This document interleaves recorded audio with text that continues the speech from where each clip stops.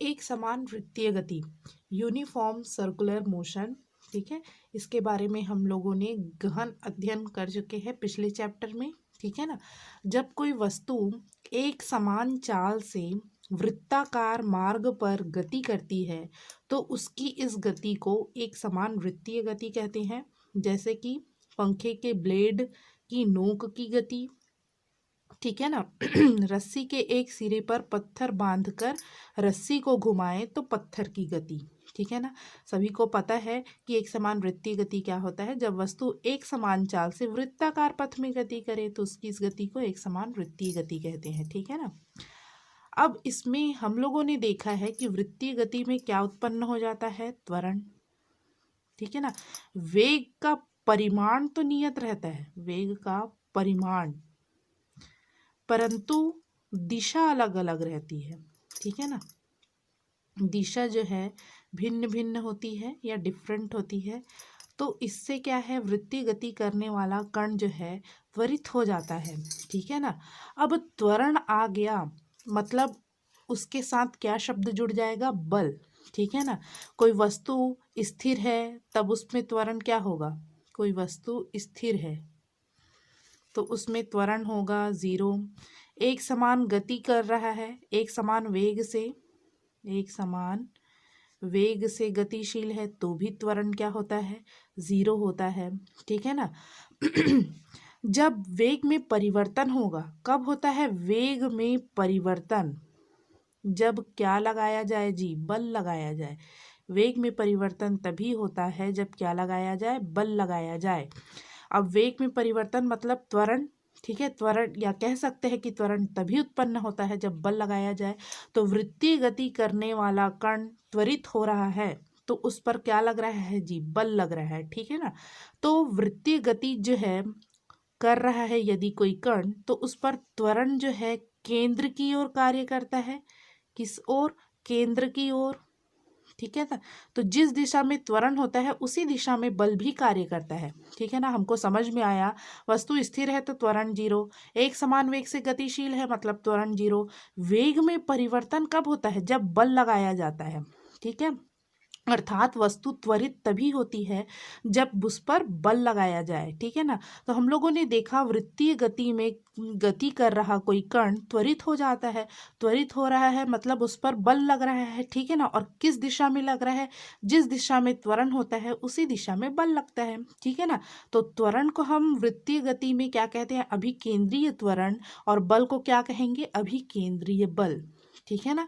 तो इसलिए अभी केंद्रीय बल का कॉन्सेप्ट आया क्योंकि त्वरण है मतलब वहां बल लग रहा है। ठीक है, सेंट्रीपिटल फोर्स। ठीक है, इसको कहा जाता है सेंट्रीपिटल फोर्स। अभिकेंद्रीय बल वह बल है जो किसी कण को वृत्तीय मार्ग में चला सकता है। इस बल की दिशा सदैव वृत्तीय मार्ग के केंद्र की ओर होती है। ठीक है ना। कोई कण जो है वृत्तीय मार्ग में गति कर रहा है तो उसको इस मार्ग में गति करने के लिए क्या चाहिए, अभिकेंद्रीय बल चाहिए। ठीक है ना। और इसकी दिशा कहाँ होती है, केंद्र की ओर होती है। यदि वृत्तीय गति करने वाले कण का द्रव्यमान स्मॉल m हो तो, ठीक है ना, तो बल है, बल बराबर हम सूत्र जानते हैं क्या होता है, द्रव्यमान गुणित त्वरण। तो अभिकेंद्र बल बराबर भी होगा द्रव्यमान गुणित त्वरण। तो द्रव्यमान हो गया m और त्वरण, हम लोगों ने अभिकेंद्रीय त्वरण का मान निकाला था क्या, v²/r। एक और मान निकाला था ω²r। ठीक है ना। तो हम इसका उपयोग कर रहे हैं v²/r, तो v²/r। तभी केंद्रीय बल का मान क्या होता है, mv²/r। ठीक है ना। यह भी जब आगे पढ़ेंगे तो ये काम आएगा फॉर्मूला। ठीक है ना। इसका महत्व क्या है, तो कोई भी वस्तु वृत्तीय गति तभी कर सकता है जबकि उस पर अभिकेंद्रीय बल लगा हो। ठीक है, अभिकेंद्रीय बल की अनुपस्थिति में वृत्तीय गति संभव नहीं है। यदि वृत्तीय गति करने वाली वस्तु से अभिकेंद्रीय बल हटा लिया जाए तो वस्तु जड़त्व के कारण वेग की दिशा में अर्थात स्पर्श रेखा की दिशा में दूर चली जाती है, वह वृत्तीय गति नहीं कर पाती है। ठीक है ना। जब हम क्या करें, एक ओर से रस्सी को पकड़े दूसरी ओर पत्थर बांध दे, ठीक है ना, तो और घुमाते हैं तो क्या है, वो घूम रहा है, ठीक है, पकड़े हैं तो। यदि किसी वक्त रस्सी जो है टूट जाए, ठीक है, यहाँ पर टूट गई है रस्सी, तो ध्यान देंगे आप लोग कि हमेशा जो है वेग, इस पॉइंट पर वेग देखूंगी तो उसकी दिशा स्पर्श रेखा इस प्रकार से रहेगी, स्पर्श रेखा खींच कर निकालेंगे ना वेग, तो ये क्या करेगा, जड़त्व के कारण जिस दिशा में गति कर रहा है उसी दिशा में वो क्या होगा, दूर चला जाता है। टूट गया तो इधर उधर कहीं भी नहीं जाता, जिस दिशा में यहाँ पर टूटा तो इस दिशा में जाएगा, यहाँ पर यदि टूटेगा तो इस दिशा में जाएगा, ठीक है, यहाँ टूटेगा तो इस दिशा में जाएगा, मतलब वेग की दिशा में, या कह सकते हैं वेग की स्पर्श रेखीय दिशा में क्या होता है, टूटकर चला जाता है। किसके कारण, जड़त्व के कारण। कोई वस्तु जो है, जड़त्व मतलब क्या समझते हैं, अपने में परिवर्तन नहीं करना चाहती, जहाँ जिस वेग से चल रही है उसी वेग से चलना चाहती है। इसलिए जब रस्सी टूट जाती है तो क्या होता है, पत्थर जो है उसी दिशा में या उसी वेग में जो है स्पर्श रेखीय दिशा में चली जाती है, ठीक है, टूटकर। रस्सी के एक सिरे पर पत्थर के टुकड़े की गति है ये, और पत्थर के टुकड़े का स्पर्श रेखा की दिशा में दूर जाना, ठीक है, समझ में आया सभी को। अब वृत्तीय गति के कुछ उदाहरण दिए गए हैं, मोस्ट इम्पॉर्टेंट है ये, बहुत अच्छे से समझना है इसको। एग्जाम्पल ऑफ सर्कुलर मोशन, वृत्तीय समतल सड़क पर कार की गति, ठीक है ना। आप लोग गाड़ी या साइकिल चलाते होंगे तो आप लोगों ने देखा है इस प्रकार से वृत्ताकार मोड़ जब आता है तो हम क्या करते हैं, गाड़ी बहुत स्पीड से चलाते हैं कि स्लो कर देते हैं, तो स्लो कर देते हैं। क्यों करते हैं ऐसा, क्या कारण है। अब यहाँ वृत्तीय गति टाइप की गति हो रही है क्या, ठीक है ना, मतलब अभिकेंद्र बल कार्य करेगा। हम जमीन से जुड़े हुए हैं तो घर्षण बल कार्य करेगा। किसका मान ज़्यादा होना चाहिए, अभिकेंद्र बल का कि घर्षण बल का, इन सारी चीज़ों का अध्ययन हम इसमें करेंगे, ठीक है ना। किस प्रकार की हमारी गति होनी चाहिए, घर्षण ज़्यादा होना चाहिए कि अभिकेंद्र बल ज़्यादा होना चाहिए, ठीक है ना। तो वृत्तीय समतल पर कार की गति, तो यहाँ मैंने m द्रव्यमान का एक कार लिया है, ठीक है, जिसका द्रव्यमान m है। इस प्रकार से v वेग से इस वृत्ताकार मार्ग में गति कर रहा है, मोड़ में एक वृत्त टाइप का बनेगा ना, और वृत्त का केंद्र मान लो, इस वृत्तीय मार्ग का केंद्र O है, तो इसकी त्रिज्या क्या होगी, स्मॉल r ले लेते हैं, ठीक है ना। अब हम सभी जानते हैं जो वस्तु का द्रव्यमान है या भार है वो नीचे की ओर कार्य करता है, ठीक है ना। यहाँ समझते हैं इसको एक अलग से डायग्राम से। तो वस्तु का भार जो है नीचे की ओर कार्य करता है, ठीक है, तो उस पर अभिलंब प्रतिक्रिया बल लगता है, हमेशा तल के लंबवत लगता है, ये ध्यान रखेंगे, अभिलंब प्रतिक्रिया बल। क्योंकि जितना बल जो है न्यूटन के गति का तृतीय नियम, जितना बल लग रहा है उसके बराबर और विपरीत दिशा में ही बल लगता है, ठीक है ना। तो ये नीचे की ओर भार कार्य कर रहा है उसका mg, ठीक है ना, तो ऊपर की ओर अभिलंब प्रतिक्रिया बल लगेगा r, ठीक है। और घर्षण बल कैसे लगेगा, तो जब हम मोड़ पर गति करते हैं, आप सभी को पता होगा मोड़ में जब गति करते हैं तो हम क्या है, दूर जाते हैं क्या, इस प्रकार से इस केंद्र से दूर जाने का प्रयास करते हैं हम, ठीक है ना। जब भी गति करते हैं स्पीड से, आप लोगों ने कभी चलाया होगा तो दूर फेंका जाते हैं, ठीक है ना, या मोड़ पर हमारी गति जो है इस ओर जाने का प्रयास करते हैं, ठीक है ना, हमारा कार जो है दूर जाने का प्रयास करता है, ठीक है। तो घर्षण बल किस ओर कार्य करेगा, तो घर्षण बल सदैव गति का विरोध करता है, ठीक है, बॉल लुढ़क रहा है तो उसको रोकने का प्रयास करें, मतलब गति के विपरीत का है। तो हम इस ओर जा रहे हैं, मोड़ पर जब गति करते हैं तो हम दूर छिटकते हैं, ठीक है ना, परंतु घर्षण बल क्या करेगा, हम उस गति का विरोध करते हैं। तो घर्षण बल की दिशा क्या होगी, इस दिशा में, घर्षण बल को मैंने इसलिए कैपिटल F से इस दिशा में दर्शाया है, ठीक है। अब देखते हैं, माना कि m द्रव्यमान की एक कार नियत चाल से r त्रिज्या के वृत्तीय समतल सड़क पर गति कर रही है।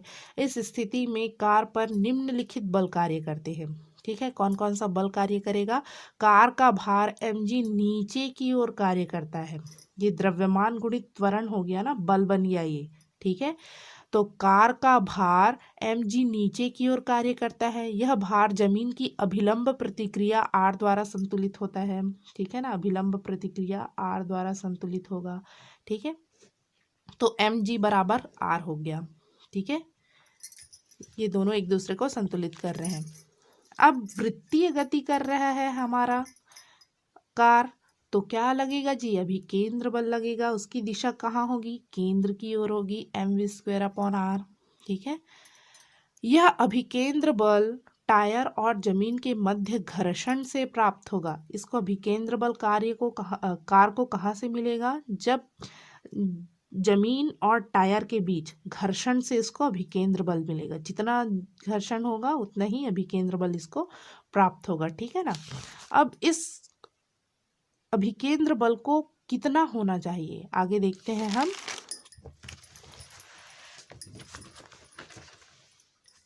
तो वृत्तीय मार्ग पर कार दूर जाने का प्रयास करता है। ठीक है ना, ये साधारण अनुभव की बात है। जब हम कार को मोड़ते हैं तो उसमें बैठे रहते हैं तो दूर की ओर या दीवार की ओर टकराते हैं कार के। ठीक है ना, कांच की ओर।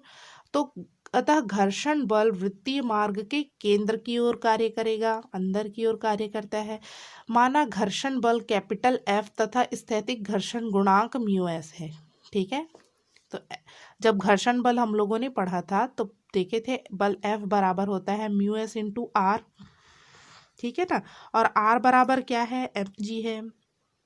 r बराबर mg, प्रतिक्रिया बल कार के भार के बराबर है। ठीक है ना, तो r बराबर हमने लिख लिया mg। घर्षण गुणांक जो है घर्षण की मात्रा को प्रदर्शित करता है। ठीक है ना, खुरदुरा सड़क है तो क्या होगा, घर्षण गुणांक अधिक होगा। ठीक है, प्लेन सड़क है तो घर्षण गुणांक का मान कम होगा। ठीक है ना, गुणांक मतलब क्या समझते हैं, घर्षण की मात्रा कितनी होगी इसको प्रदर्शित करता है। ठीक है, तो वृत्तीय सड़क को सुरक्षित पार करने के लिए अभिकेंद्र बल को घर्षण बल के बराबर या उससे कम होना चाहिए।